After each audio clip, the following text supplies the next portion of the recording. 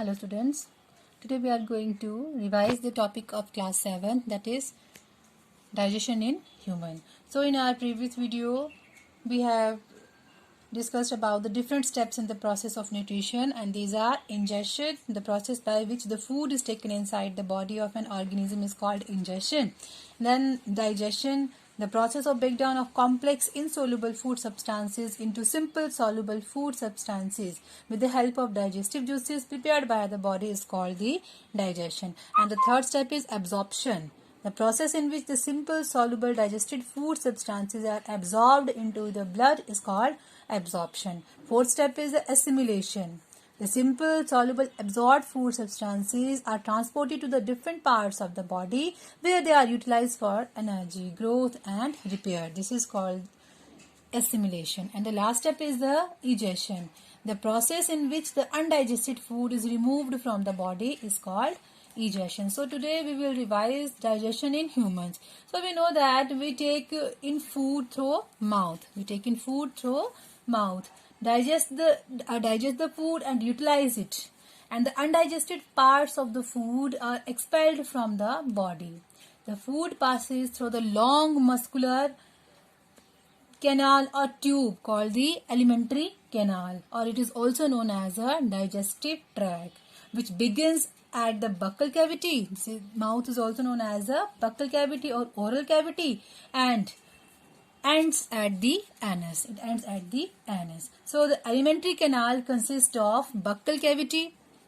It consists of buccal cavity, which is also known as the oral cavity, then esophagus or food pipe, and then stomach, small intestine, large intestine, and then anus.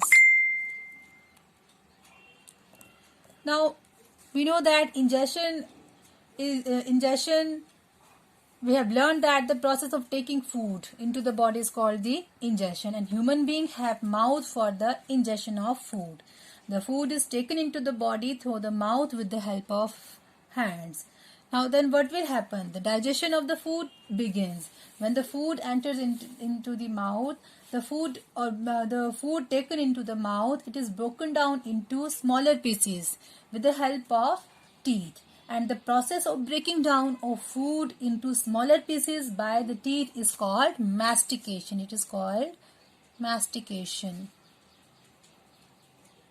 What is mastication? The process of breaking down of food into smaller pieces by the teeth is called mastication. And there are 4 different kinds of teeth in our mouth. These are incisors, canines, premolars and molars. Incisors, we know that the 4 flat front teeth in each jaw are called incisor, and they are also called the biting teeth. Then after incisor there are canines. Canines are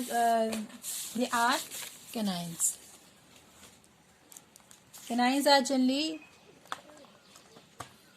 like this. There are 2 sharp pointed teeth in each jaw that lies on either side of the incisors, and these are called the canines, and they are also known as a tearing teeth.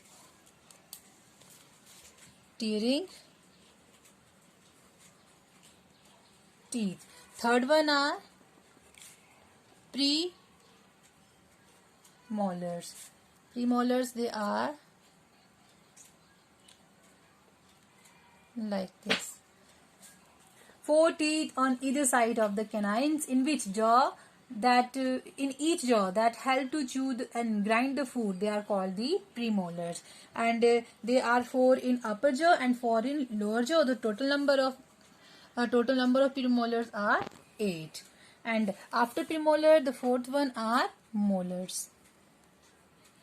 6 large and broad. These are large.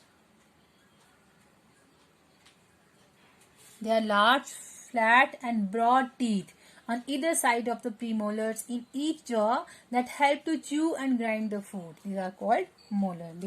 Their number is 6 in upper jaw, 6 in lower jaw, so their total number is 12. Thus, each jaw has a 16 teeth. Upper jaw has a 16 teeth and lower jaw also has a 16 teeth. So there are total number of teeth is 32. And in young people, there are only 8 molars teeth in their mouth cavity, and the 4 molar develop at the age of 18 or later, and these are called the wisdom teeth. These are called wisdom teeth. So they do not have any function in our mouth. And so that we can say that the human have 2 set of teeth in their lifetime. The first set of the teeth is called the temporary teeth, and this temporary teeth, they are also known as a milk teeth, and they are 20 in number. They are 20 in number, and around the age of 6, and the milk teeth start falling and get replaced by the permanent teeth. Replaced by the permanent teeth. So it is very important to take care of our teeth to prevent them from decaying, because bacteria are present in our mouth. Bacteria are the microorganisms that we can't see with our naked eye, and if we don't clean our teeth properly, these bacteria start acting on the food. For example, this is our teeth, and food particles are stuck on and between our teeth, and when this bacteria act on it, then they produce an acid, and this acid cause this acid damage the teeth and result in the cavities. You have generally seen that black holes in the teeth of children, and these cavities are caused due to the effect of the acid that are produced by the attack of bacteria on our teeth. And such damage to teeth is also called the tooth decay.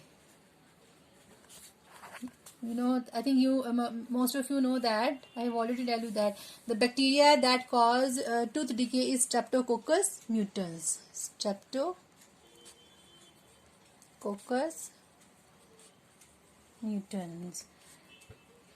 And such damage of teeth is called tooth decay, and bacteria grow faster on sweet and sugary products. And sometimes bacteria, food particle and saliva. Bacteria,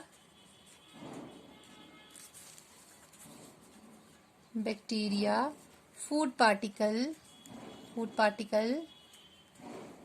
and saliva. They form a thick layer on the surface of the teeth, which is called plaque. It is called plaque that you remove by brushing. The tongue, another one is the tongue, that is the fleshy muscular organ present in our mouth, and that is free at the one end and attached at the back. So the tongue helps to mix the food. The main function of the tongue is to help to mix the food with saliva. So that you can see the diagram.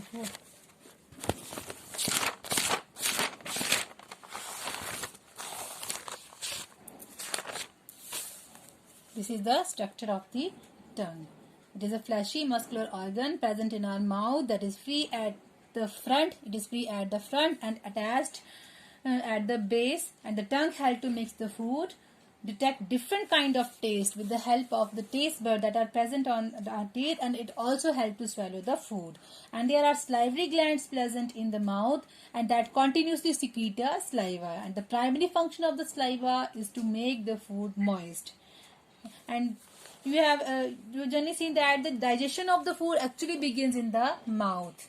It begins in the mouth, and then it takes place in the stomach and completed in the small intestine.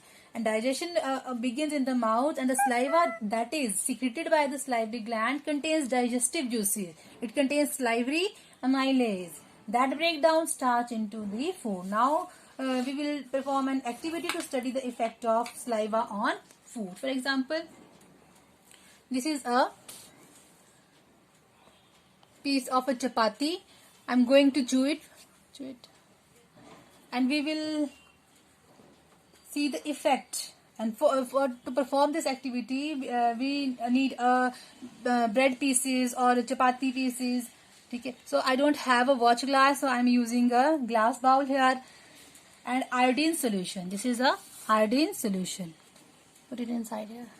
Now this is the chewed bread piece, and I'm going to drop a few drops of iodine solution on it.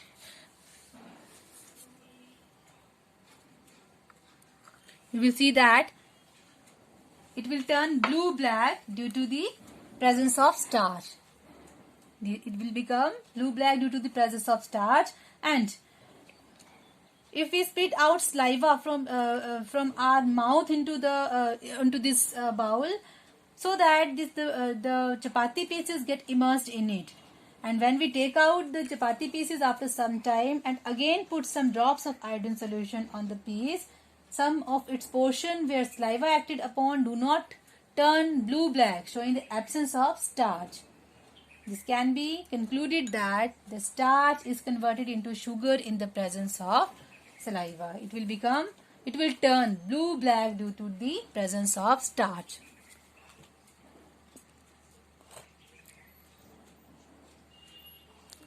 So, in our next video, we will discuss about what will happen to the food when we swallow it, where does it go, and how does the digestion of food takes place. Thank you.